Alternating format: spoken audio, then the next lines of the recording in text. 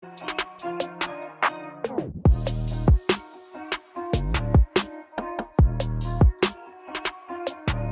is up, basketball fans? Welcome to the NBA Outlet. I'm your host, Nick Fay. With me, as always, Kory Waldron. Kory, how are we doing? Doing good. This pod is a slam dunk that counts. Oh, that was a good one, Kory. That was probably one of your best opening jokes ever. But as always, quick reminder, you can find us on iTunes, Spotify, Google Play, OTGBasketball.com, and YouTube. Also, like we've been mentioning, discount code OTGNBA10 will save you 10% on 2 or more FOCO USA items.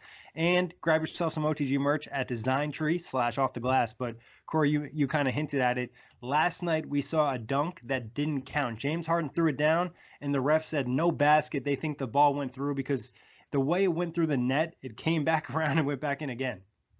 Yeah, I mean, it was definitely the first time Weird. I've seen something like that happen. He dunked, and the actual transcript of what was said is hilarious. The guy was like, "Well, he dunked the ball so hard that the net flipped it back up, and because the ball got flipped back up, it bounced off the rim, which gave the illusion that it was a missed dunk attempt." And then what transpired after the missed dunk is probably the craziest part about all of this. The lack of clarification on certain rules and aspects of the new rule of when you can challenge. And obviously, seeing how that game turned out, seeing how the Rockets ended up losing that game, and they lost that game by, of course, 2 points. Now, granted, it went into overtime, and maybe that dunk doesn't get force an overtime game. The double OT, excuse me. So you have to wonder what happens if that dunk counts, right? And obviously losing by 2 points, it makes it like that much more bitter, the fact that you lost by 2 and you had a wide open slam dunk by James Harden that didn't count. It's like you knew when they didn't count the basket, it was going to matter at some point. And the Rockets were up in this lead up in this game by 22, and they blew the lead. So we're not taking anything away from San Antonio for getting the dub. It's just crazy that the refs called no basket. And like you mentioned, there was some confusion in terms of like the ruling of the play. I think the Rockets and D'Antoni said at first that the refs told him it was offensive goaltending because he hit the ball or something, and then they changed their mind and told him they couldn't challenge it afterwards. So that whole situation was weird. Not a good look for the NBA. The Rockets, for some reason, think that they can challenge this call and they're going to get the W, but I do not think that's going to be the case. Yeah, well, then he also said you can't challenge a play after 30 seconds. I've heard that already, so it does make sense because, you could just keep seeing the replay over and over again. And I know after a certain amount of time, I don't know if I never heard 30 seconds, but I know after a certain point, the refs can say no challenge because if they get to just sit there and think about it, or it's like a commercial break, they're not going to have that opportunity. Right. And all I would say is he made a direct, at least from what I saw, he made a direct attempt to challenge that almost right away would be my argument. But again, like you mentioned, the Rockets are playing the, I don't know, I'm going to go tell on you card, or I don't know how you would summarize this, but the fact of the matter is, oh no, I know, actually, I saw this on Twitter. They're like the mom who goes to a department store, and you, Nick, you would know this since we both worked at a department store together. They go to the department store and they want to argue about something that's already been done and over, but they expect some sort of ramification, even though it's too late. They bought a shoe maybe and they ripped it. So the Rockets wanted this to be overturned. They want to perhaps get a win or replay the final 7:20 of the game. Bruh, you're not replaying the final 7:20 of a game. We're not just removing the double OTs that happened. This is just an unfortunate part of sports that does happen. Missed calls are a part of the game. It is what it is because 2 points are missed throughout games. There's incorrect goaltend calls all the time, and teams miss out on 2 points. So to think you're going to get a W is just kind of stupid in my opinion, or to think they're going to play out the 7 minutes. Missed calls, bad calls, they happen all the time. Teams lose games. They have the 2-minute report, and there's been numerous occasions where teams have been, kind of screwed out of a win. So I think it's just like the Rockets, like you said, this isn't the first time they've complained about refereeing or sent in some type of submission to the NBA office. But also in that game, James Harden dropped 50 points. He was 11 of 38 from the field, 4 of 20 from 3, 24 of 24 from the free throw line, 9 rebounds, 6 assists, 4 turnovers, 4 steals in 48 minutes. What was your initial reaction when you saw or heard the stat line? Being honest, I thought it was disgusting. The fact of the matter is, him and Westbrook combined shot 18 for 68. They were 24% from the field combined, which is egregious. Now, I saw a lot of people saying like, man, if it wasn't for Harden getting to the free throw line, like he's just like nothing, or like his game isn't as valued. Fact of the matter is, whether you like the way he plays or not, the fact of the matter is, I said that twice. If his shot's not falling and you have the ability to get to the free throw line, that's not a detriment. I mean, how a player should adapt when his shot's not falling. Is you find a way to impact your team in a different way. And for James Harden, it's getting to the foul line. And 24 for 24, it's not easy to not miss a single free throw in a game when you're playing as many minutes as he plays as well. So like the free throw shouldn't be a discredit, but the fact of the matter is him taking all those shots and missing all those shots, to me it's a 50-point game where I'm just like, this is an 50-point game. Like it's almost the equivalent to a Russell Westbrook triple double. Some major shade right there. Yeah, like you mentioned, it's not a nice stat line. You miss that many shots, especially that many threes. Like we're talking, you missed 16 threes, you took 20 threes. Obviously, it's not falling. Knocking down 24 straight free throws is impressive. I'm sure probably 12 to 15 of those free throws were actually deserved, where, maybe 10 of them he was trying to do some type of thing to gimmick the refs into a call. It's impressive, but it's definitely not the best 50-point game you'll see this season, and you'll probably see better 30-point games this year. Yeah, I mean, anytime someone's, as you said, they're taking 20 shots and missing 16 of them, or 23s and missing 16 of them, I don't want to see that, because also, no offense to James Harden, we know what that possession looked like. And not to mention on the last play of the game, or last meaningful play for the Rockets offense, he was called for a charge, which essentially lost the Rockets the game, or an opportunity to win the game. Yeah. So it was just a weird game, and down by 22. Like we said, soon as that bucket didn't count, you knew something was going to go strange with this one, and that's exactly what happened. But talking about teams, now we're about 20 games to the season. Kory, what are some teams that should consider tanking, or just kind of going all in on the young guys and trading away the vets? I mean, there's a couple teams that Let's go one by one. Right. So I go first off. I think, in which I don't even think it's a hot take, I think the San Antonio Spurs should go that route. Yeah, I do too. And I think the way Lonnie Walker played last night, you want to get some of those young guys minutes and realize, like, hey, this team probably isn't going to be a playoff team. And if it is, it's probably going to be a 4 or 5 game knockout in the first round. So watching the beginning part of that game, I knew Lonnie Walker was going to have a good night. Like his early minutes in last night's game, he was really aggressive. He got to the rim with ease a couple times. And I was thinking in my head, like, wow, I was like, Lonnie Walker tonight just looks fired up. I was like, this is a guy, like, I don't know why they don't play him more. And obviously he, like you said, had a big night, 28 points, 4 rebounds, was a big part of this San Antonio win. And you want to see more. 19 in the fourth.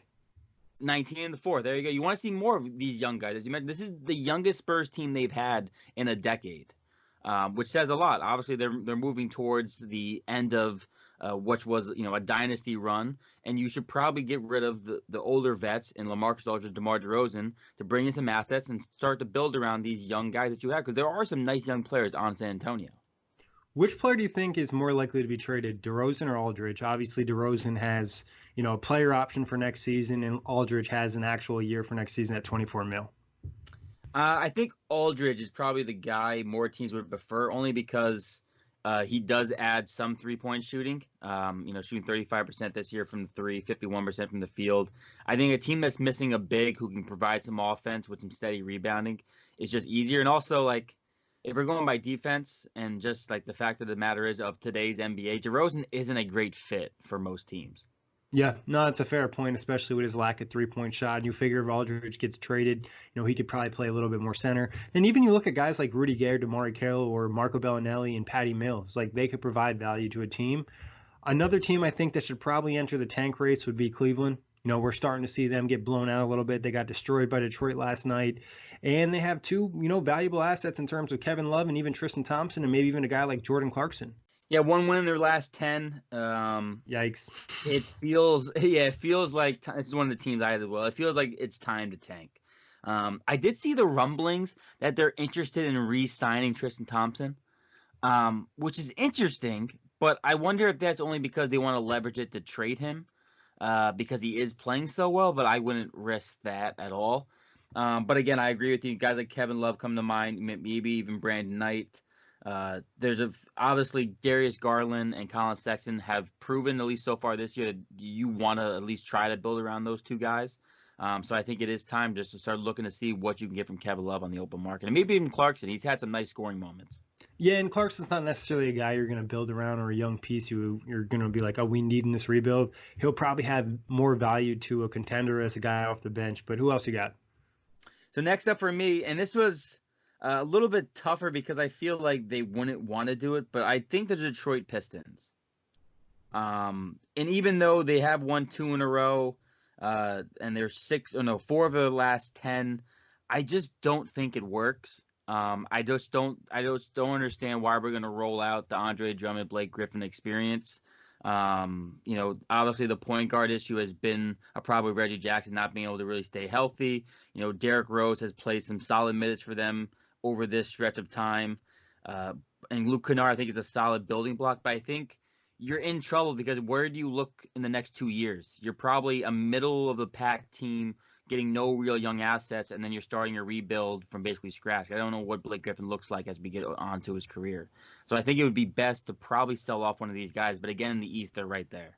Yeah, it's really tough with the Pistons. If you asked me last week, I'd probably lean towards tanking, but after last night's win and just seeing how bad the East is, they can make the playoffs. But you bring up the point is like, what are they really going to be? Drummond's going to be a free agent at the end of the year. There's been some rumor about them trying to make a trade for a guy like DeMar DeRozan and push them forward, but there's not really a scenario where you see Detroit being contender in the East.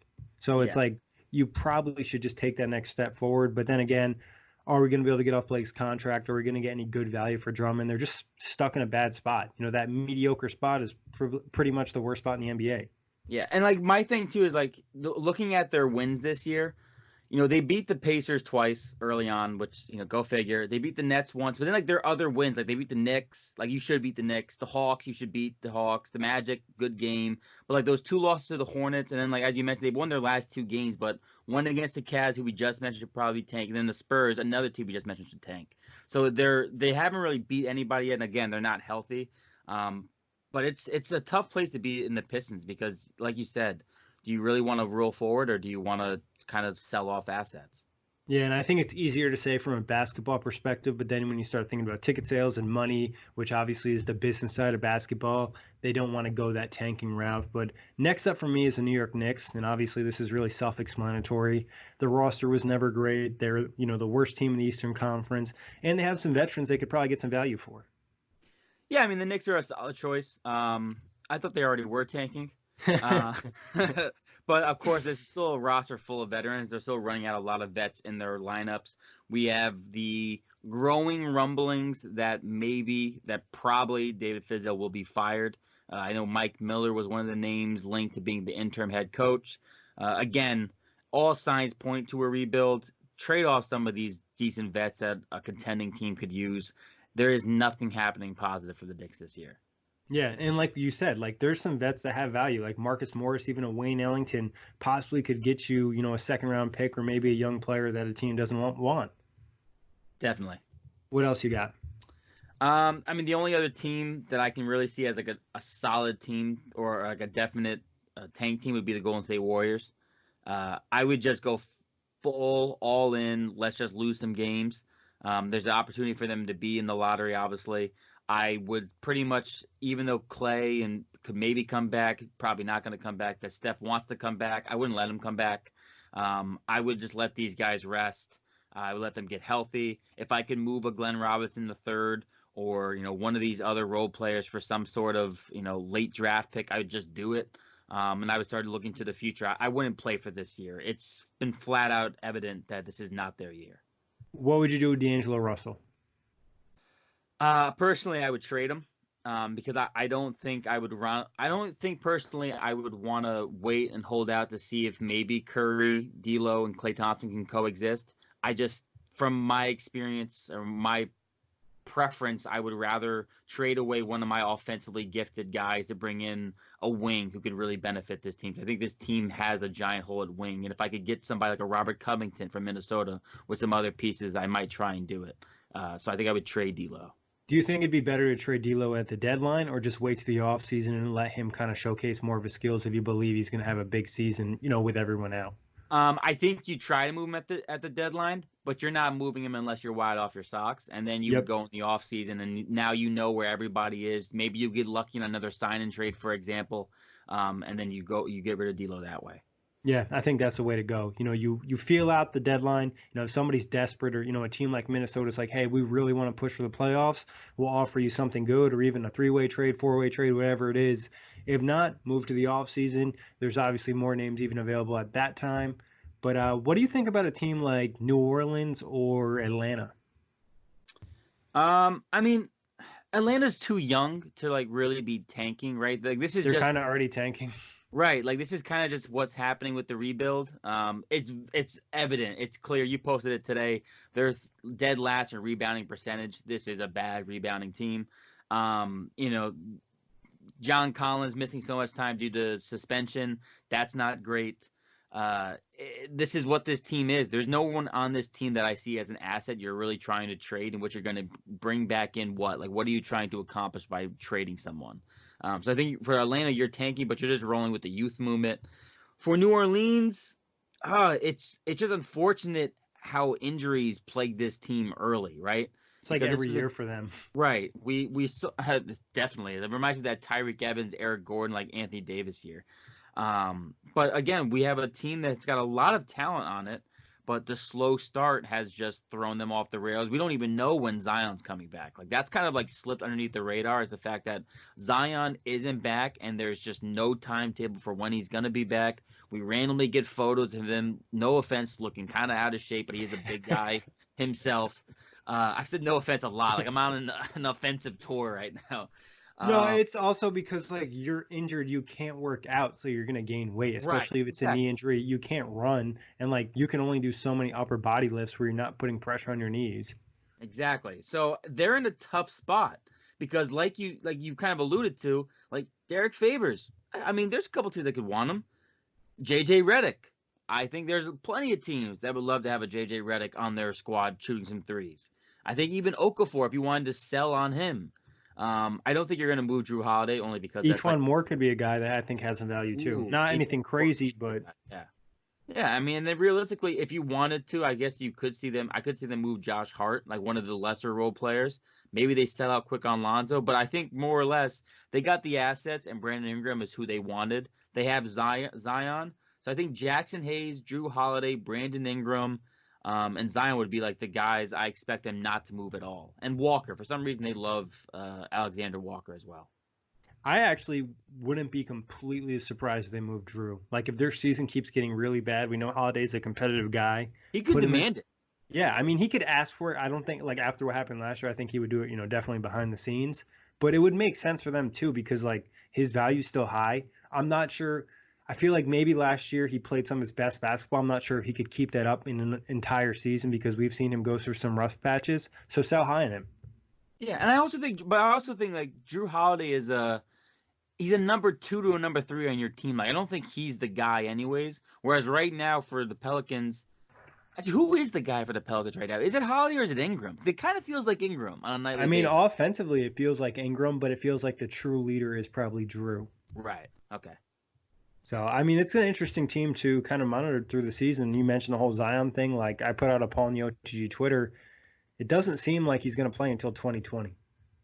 Yeah. And I mean, and then by 2020, if the Pelicans aren't even in it, which I'm not saying with Zion healthy they're in it, but like, do you want to play him if they're not in it? Right? Like, is that a question you even consider, or is it just when he's healthy he plays even though they're not? No, I'm saying, like, does the record wise of the Pelicans does that matter to Zion coming back? To me personally, it doesn't because it's almost better if they're in a non-playoff situation because now there's no pressure. He can play a little bit more carefree, and we can play him as much as we want to. So I would say he's going to play regardless because I don't think they're going to get back in the playoff picture anyways. Okay, yeah, I think I would agree. Six Again, and 15 is pretty deep in the West too. Like, yeah, yeah, no, it certainly is. but talking young guys and most improved players, we're gonna do an all improved team so far this year. Who do you got at point guard? So we were going by point guards. Can Oh, we we can start do the other two way? guards. Yeah, we can start at center. Because I think center for me was slightly easier, and you're gonna like my center pick, I bet you it's the same one. Go ahead. Jared Allen. Oh, wow. No, I did not go with Jared Allen. I went with Jared Allen. I went with Bam Adebayo. Well, and Bam's Oh, kind of like a center slash power forward, but yeah. Jared Allen's a great pick. I obviously don't want to go super Nets happy, but Allen, I could talk about him all day. But Bam, on defensively for me, is really taking a jump, and he also just looks super comfortable offensively, like just being a big that has the ball in his hands, where he's not concerned. Where you see a lot of bigs with the ball in their hands, they're trying to pass it away really quick, or they're just uncomfortable. Not the case for Bam, and you can kind of see the potential of his skill set. See, now I kind of like forgot about Bam, which is pretty bad. But Bam obviously has been a big reason why Miami's off to their hot start. He just is a jack of all trades, does a little bit of everything, plays with high energy. I'm definitely a fan of Bam Adebayo's game. But for me, why I went with Jared Allen is just over this last stretch when they've had injuries. Jared Allen has become a double-double guy, averaging 11 and 10 on the season. His rim protection is still there. I just think from what we've seen in the last couple of stretches, and you would know this better than anybody, is he's just finally becoming like a confident player in himself, and I think that's starting to show on the court. He's definitely getting aggressive, and there was a quote after a game. It was like, Jared Allen, why are you doing so well on the boards now? He's like, I'm getting more comfortable in the NBA and getting a better idea of what I can do underneath in terms of like pushing and shoving guys to get that offensive rebounds. And now you're just seeing him kind of attack more instead of being, timid like he was probably the last 2 years.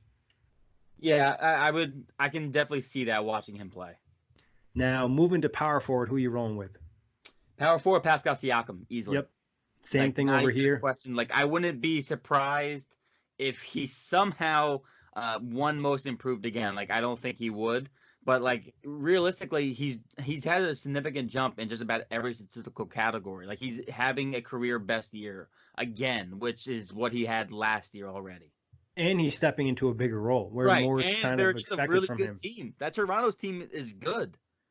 Yeah, and he's their best player. So obviously you're just going to automatically associate the improvements that he's making. And I just think his offensive game becoming so efficient and still having that pressure on him to do that again this year. I mean, it's even better than I thought. I think a lot of us thought he would take a jump this year, but I didn't think he'd take this type of jump. No, I didn't either. And that's been the most impressive thing. And watching was last night Miami and Toronto. Yeah, Wow, it feels like it was a long time ago. that was really one of the best games of the season, I think, so far, at Oh least in my, terms. it really was. I enjoyed that game heavily. Um, the just like the also, I don't know if you caught this. Jimmy Butler played 41 minutes, had a triple double. He had 0 turnovers last night. That's impressive, especially with Toronto's defense. Like, And with Toronto is how one of the best active he defensive was teams with in the the league. ball as well. Like he had the ball in his hands majority of that game, which I found astounding. But yeah, that was one of the best games I watched all year. The ball movement by both sides, because those teams both really embolize, or is that a right word? Embolize? Symbolize. Symbol. Oh my god, it's been a day. They symbolize what like teamwork and like collective basketball looks like, right? So I definitely enjoyed that game. Yeah, and I mean, also in that game, I know we're talking Siakam, but Bam did a great job on Siakam, and not many guys have done that, this season. No, they really haven't. And now moving to small forward, who you rolling with? I think we have the same one for this. Brandon Ingram. Yep. I mean, this guy just looks like he's going to be a dominant scorer in the NBA, and like he's not fully developed, but he's so skilled at only 22 years old. You just see him, being a top 10 scorer for probably the next 10 seasons, or at least the next 5. Yeah. I mean, the confidence, the poise, the ability to. I mean, the footwork in the paint and in the post is something that just catches my eye more so than it did in the past. The 3-point shot was the real shaky part of his game. He was just very inconsistent with it, and he's finally finding that in rhythm. The defense is solid. He's just a very complete young player in the making, and he's been extremely fun to watch. One of the big reasons why I've watched many Pelicans games has been for the fact that Brandon Ingram has made them, a nightly watch because he's performing at a high level on a nightly basis. 25 points a game, 48 from the field, 41 from 3, 4 assists, 7 rebounds. These are just big numbers for somebody at only 22. Like you said earlier, New Orleans has their guy in Ingram and obviously Zion. But in the guard spots, what are we rolling with? So, okay. So these are the 4 names I got. So I'll tell you the names. I got Markelle Fultz as like an honorable mention. He's probably not in there yet, but really starting to come alive. Devontae Graham from Charlotte. I don't know how I don't put that guy's name. Malcolm Brogdon, I think would be like my lock for sure in one of these guard spots because, top 5 in assists per game, I believe still, averaging, 22 points per game for the Pacers has really just helped them stay along. And then lastly, I don't, maybe that's it. Just those three. Yeah. You forgot somebody, Luka Doncic. Oh, well, yeah, but is that like a It's like you cop-out? almost it's not though, because like he's definitely one of the most improved guys. He went from being, he was probably playing close to all-star levels, but you could see like the rookie in him. But this year he's going to an MVP candidate. I mean, I think he's made one of the biggest jumps in the league. Like taking that jump from being, fringe all-star to superstar, I think is probably the hardest You're thing to do. right. You're totally right. He's got to be in it. So I guess I would put Malcolm Brogdon and Doncic as my last two guards. And there's another guard who's really performing well, Fred VanVleet. Yo, okay, so he was another one like in my Markel Fultz bubble where I was like Van Leet because like especially with Kyle Lowry going down, they didn't skip a beat. Well, that's because Fred Van Leet, Mr. Bet on yourself, has really came up and delivered. So you're right. He's also a name that should be in the conversation.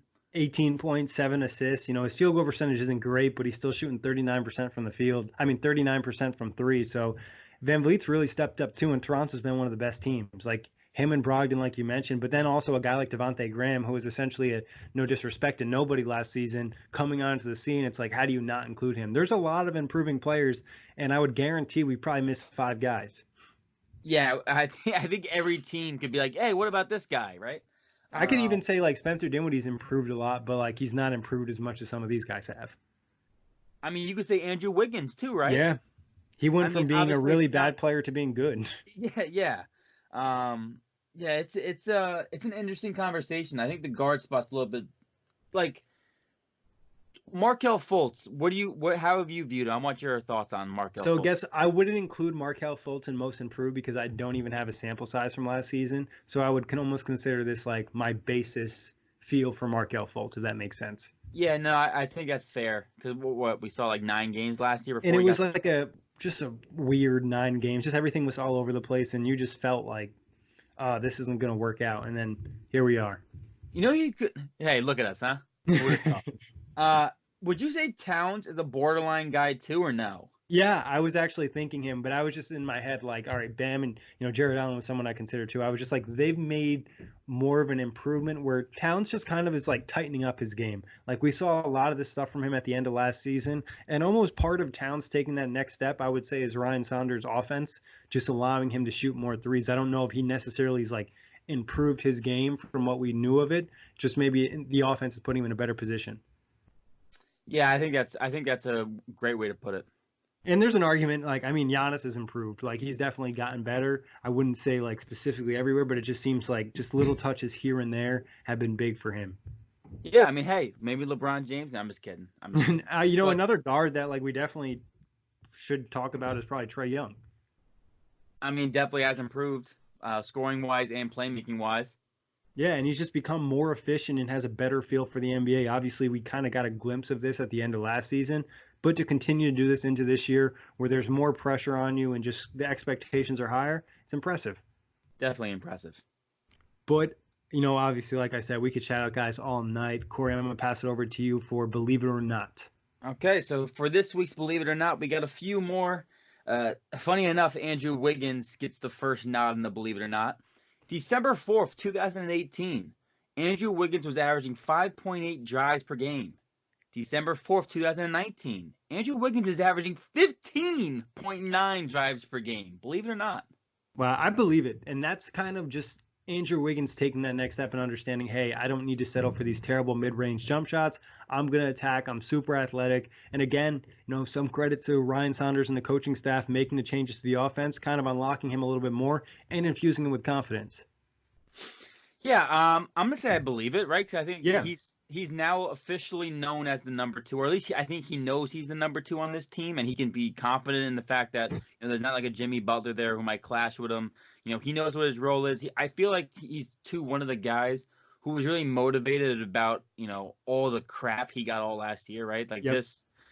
players aren't oblivious to what us on social media say. You know, for example, Miles Turner deleting his social media, not going into detail about it, but basically saying just needed a break.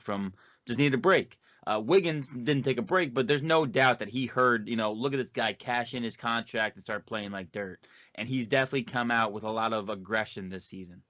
100%. I mean, you hear it, and then obviously that just whole thing with Jimmy Butler and kind of knocking Wiggins and Towns personally. I think that impacts you, and you can bounce from that two ways. Either move forward or you're going to take a step back, and he's definitely moved forward.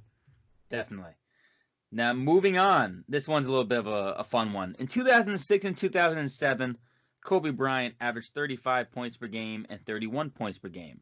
The pace for those seasons were 90.5 and 91.9. The pace today is an average of 101.2. I believe with every bone in my body, Kobe could average 40 in today's game. Believe it or not. I think he probably could. Would he? I don't think so because it just doesn't really make sense to take that many shots. Obviously, it's a little bit different, but I think he could. Yeah, I'm going to believe it. I think if you give Kobe a faster pace with maybe one of those teams where he didn't really have a supporting cast, I could see him throwing up James Harden numbers. But again, we kind of already saw Kobe throw up James Harden numbers. Like, I don't want to be like a revisionist history guy, but like Kobe did average a ton of points. Like, yes, James Harden is doing it in a bigger fashion, but also in a different way. When realistically, they play very similar. Yeah, and the pace is a big factor. Like, you're getting more possession, so James Harden's going to have more shots and more points. Exactly. Next up, now speaking of James Harden, the next one's James Harden. I don't know how that rolled in. They all rolled off perfectly. It's kind of funny. James Harden has attempted 457 shots this year. Wait, just so you know, this was as of December 3rd, Nick. So this is before last night. Oh wait, no. Oh, this was yesterday, but before last night's game. Excuse me. Gotcha. James Harden has attempted 457 shots this year. 452 of them have been from three. 5 of them have been from mid-range. He shot only 81 mid-range. No, he attempted only 81 attempts from mid-range last year. Believe it or not. I believe it. I mean, he's just not going to shoot mid-range shots unless teams really try to force him to do it. Like, I think this is going to be the case. And even just looking at the sample size of last night, we have 38 field goals. 20 of them were three-pointers. It's insane. It's insane to know that a man before last night took 457 shots. You know what's crazy? I thought you were going to read me a stat like over the last 50 games, James Harden has shot 457 threes. Like I really thought that was going to come out of your mouth. Oh my God. It's insane. Like you mentioned last night, he shot 23s. Like he shoots him at an ungodly rate. We see teams, just barely shoot 20 for a game. Not as much now, but 5 years ago, that would have been considered a normal amount. It would have been a max for a Pacers team a couple of years ago. I'll tell you that much. So yeah, I mean, I believe it. I don't think he would. He's not gonna slow down on shooting threes.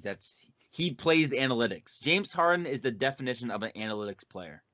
Yeah, free throws, threes, layups. That's what he's all about. And I mean, in some ways it works, in some ways it doesn't. Like the step backs get a little bit crazy. And I think the most frustrating thing with Harden is you see him drive so effectively. It's like, just do that more, please. Precisely. Moving on to a guy who some think focused too much on driving, Ben Simmons. Defensive stats for this year, and this was following the Pacers game, so a couple days removed. Ben Simmons, and again, this might be slightly off, leads the NBA in steals, is second in steals per game, second in deflections, second in loose balls recovered, second in loose balls recovered per game, third in deflections per game. Believe it or not. I believe it. I think that's one reason I've always been very high on Ben Simmons, because of his defensive versatility.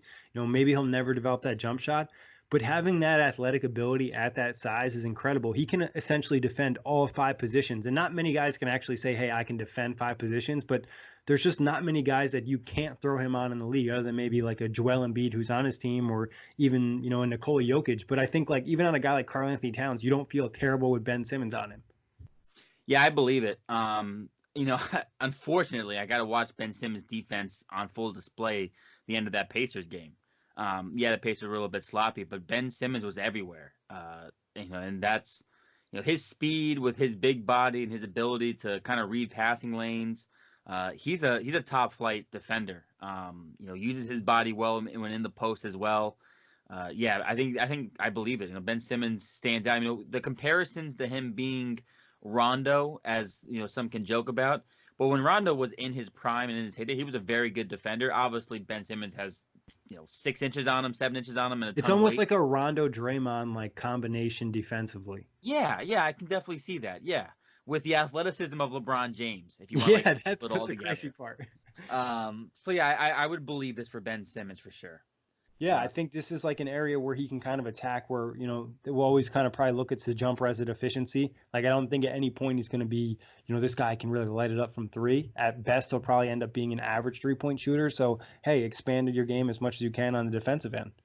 Definitely. Now moving on to two more. I'm not gonna go crazy on these stats, but Luka Doncic and Trae Young have a higher true shooting percentage, points per game, rebounds per game, assists per game, than both LeBron James and Dwayne Wade do in their sophomore season. Are Luka Doncic and Trae Young the best sophomore duo ever? This is an interesting question because if you're asking me just based off on the seasons they're having, yeah, they might be the best sophomore duo in terms of being the best sophomore. Like, hey, are they going to be better than Dwayne Wade and LeBron James?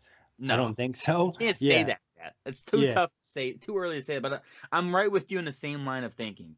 If we're talking about their actual second season in the NBA performance, then yes, by the stat numbers, for sure, they're obviously averaging more stats. But again, the paces of the game are a little bit different.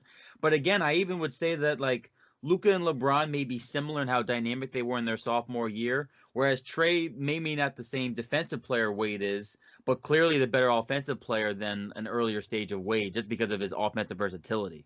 But obviously, long-term career-wise, they got a long way to go before we're putting them in the same conversation as LeBron and Wade. But both guys off to amazing starts, especially, Luka being 20 years old at this age, putting up these numbers and the efficiency and leading a good team. And that's no disrespect to Trey. Atlanta's just not in that type of situation to have success. So we'll see what he can do when they get him some better pieces. Yeah, it'll be interesting to know. Now, last one, and again, full circle, it's a Drew Holiday one. And this was a Preston Ellis tweet. So over the past 10 games of Drew Holiday, he's averaging 23.2 points per game, 6.9 assists, 4.7 rebounds, 2.1 steals, and zero point 0.7 blocks. On shooting splits of 49, 45, 82. His point total, steals, 3-point percentage would all be career highs. He's converting those threes on 5.5 attempts per game. Believe it or not. It's tough because Drew, like, I watch him sometimes and it's just like all over the place. Like these last, what was it, the last 6 games, he's been really good. But it felt like prior to that, he was in some type of shooting slump because his on-season numbers aren't amazing. So I'm not really sure. I think it's just a lot of pressure in a team full of young guys. I'm not sure if he's going to have a career year. I think last year might end up being his best season. Um, I'm gonna say I don't believe it because we've kind of alluded to this before. I don't think he's just a consistent shooter. So I think these nice shooting numbers, 45% from three. I think he can have stretches like this, but I don't think for a duration of a season he'll be ever like a 38 plus 3-point percentage shooter. I think realistically he's more of a 34 to 36 range guy. Yep, I agree. And like we kind of hinted at, there's a possibility, at least I said on my end, that I think he could be traded and then he'll go into a lesser role in a new team because they're kind of asking him to be the guy here. And another team, like we kind of hinted at, he'd be the second, third, or even fourth option, maybe. Yeah, I would agree with that. And that's going to do it for Believe It or Not. That wraps up for the outlet. Kory, always a pleasure. Big thanks everybody for listening. Like we mentioned, you can find us on iTunes, Spotify, Google Play, OTGBasketball.com, and YouTube. Also head to FOCO USA. Use discount code OTGNBA10. Save yourself 10% on 2 or more FOCO items. Peace out, Knuckleheads.